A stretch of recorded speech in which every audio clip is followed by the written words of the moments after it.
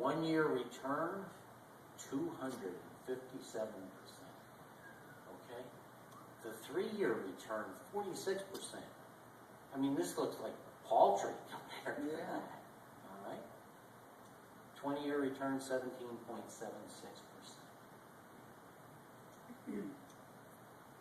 What if you had locked in your losses? On December 8th, 2008, the S&P 500 index was 38.4 down. And U.S. government 3-month Treasury bills were yielding 0.5%.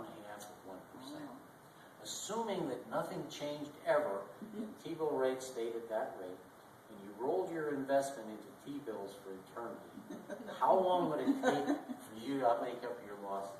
Any idea? Huh? Oh, you made it up. Yeah, I don't know about you, but I don't have much time. Wow. Okay. That's why we don't want to change the portfolio mix. Now, you will see at the end of a quarter, possibly you'll see trading going on. And what they're doing is just rebalancing the portfolio to get it back to its allocation. Like, for example, this is 70-30 portfolio. Well, if fixed income wound up being 40% of the portfolio, instead of 30, they're going to take 10% of that fixed income in that example, and they're going to buy equities for it. How do you make money in the market? You buy low and you sell high. What's high? The fixed income. What's low? Equities. So you're buying low automatically and selling what's high. All right? So you will see, but it's only to put that allocation back to its percentage that's in the investment policy statement. That's its purpose. That's all that's being done. They're not doing stock picking. They're not doing market timing. They're just resetting the allocation back to the 70-30 mix. Or it's not 70-30 in your portfolios, but in this example, it'd be going back to the 70-30. Exact market bottoms are impossible to predict. Don't try it. You got to be right twice. You got to be right when you get out, and you got to be right when you go back in. There was an article I read today. Move is always up. You've just got to put up with the drop when it goes down. Okay? But the next 100% is always up. Market recoveries historically are fast and furious. The single largest recovery followed the single largest crash. Okay? The highest historical returns always follow a crash.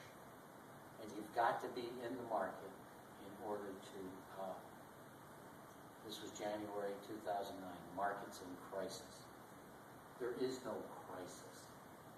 Markets go up, markets go down. Benjamin Graham, at the end of his life, investors have either the enterprise or the money to invest now somewhere near the bottom are likely to prevail over those who wait for the bottom and miss it.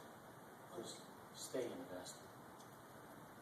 Necessary attributes to benefit from long-term equity investing is faith, courage, and wisdom. We want to give you the wisdom. Hopefully you'll have the faith and the philosophy and the courage to stay with it during down markets, because historically it has always done what? Always come back. You know? Markets and companies are composed of what? People. Okay? Companies are people that come together. The company that you're representing is what? People. Christians, in that case, what you were talking about. But it's people. What are the goals of people that are working to better their lives? Right? They're not just going to quit and say, oh, the world is coming to an end and give up. Okay? They're going to continue doing what they've always done, which is work and try and improve their situation. So, with faith, courage, and wisdom, just stay with it. Turn off the TV. Okay? The Fox News, unless you're watching when Mark comes on and gets into some of the debates. But just stay with it, and you'll be fine. If you get nervous, give me a call. Okay? But what we've learned is the next market upside will be over 100%. Just looking at past performance of funds. And here's what happened to the market since 2003.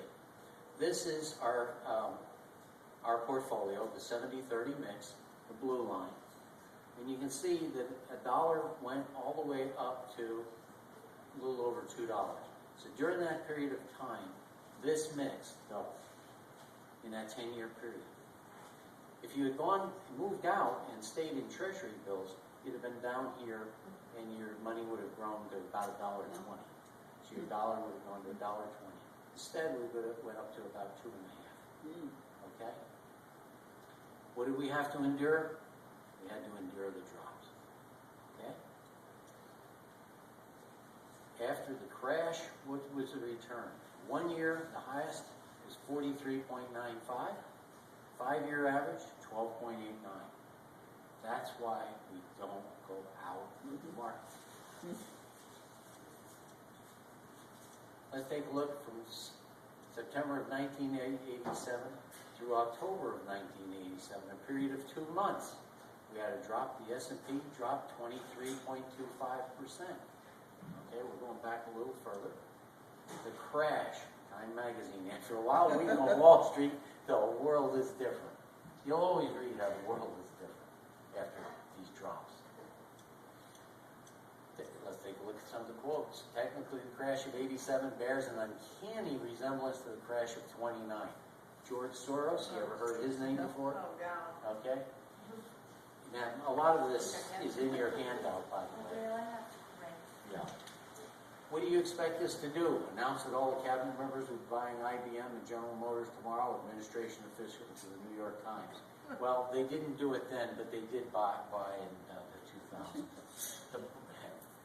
What do we hear in the news? The borrowing, right? The debt. The borrowing has to stop. The market slide was a shot right between the eyes that had better wake us all up to the simple fact that we can't keep romping forever with borrowed money. Lee Iacocca. Okay, what did the market do? 1987 through 2009, our 70-30 portfolio, the dollar grew to about $10.50 during that period of time. Our fixed income, if we'd been in it, would have grown a little over $2, 1 month T-bills. Okay, we've got to bear the ups and downs. Now remember the first graph that I showed you? The blue line here was very close to this line. Okay, recall that? Let me go back. Looks like they going through premenopause.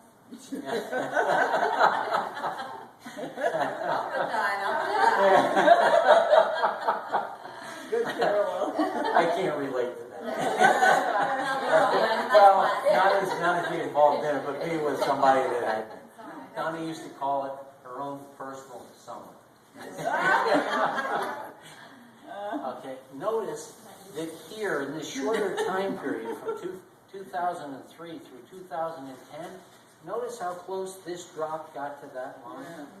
All right, but look what happened back here. Look what happened. We're up here versus here. What this is showing us is that the longer we stay with the portfolio, the less is the chance that we'll get back to where we started. You follow me? In other words, the dollar that we put in here, it never got close to here after this period of time. So the longer we stay with that portfolio, that's why this is a lifetime investment, okay? Because the longer the time, the less opportunity or chance you'll have to get back to where you started. Short term, we've got that volatility, and if we've only been in it a short time, yes, we can wind up below here. But if we don't change our portfolio, and we stay with it, we should not go below that line. And you'll see that historically as we go back, that this does not approach here the longer our time frame is. Take a look at return for 1 year, 18%, 20-year return 11.8%. And we've had 2 or 3 market declines in there. Let's take a look. Let's take a look at 73 through 74, similar to the one we just went through. Okay. It was 21 months, negative 42.62% on the S&P 500. Okay. The economy, the big headache. Take a look at some of the quotes. U.S. banking system has been stretched very nearly to the limit. Business Week. This is back in 74, 75. Same thing that they talk about today. Now even nations are in danger of default. What do we hear today? Okay. Worldwide threat of financial instability rises. Business Week. We hear today. Okay. The same thing. The slide is steep with no end in sight. Business Week. All right. So what did it do? Here's our dollar. We're up to about $20 on a diversified portfolio. Only U.S., not even including international. Notice what's happened where our portfolio is compared to our green line, or our investment where we started down here. We're not going. We're not even close to where we started. The longer the time frame that we have, markets will generate returns. They're there for the taking. You're invested to get that taken. Okay? You're getting market rates of return because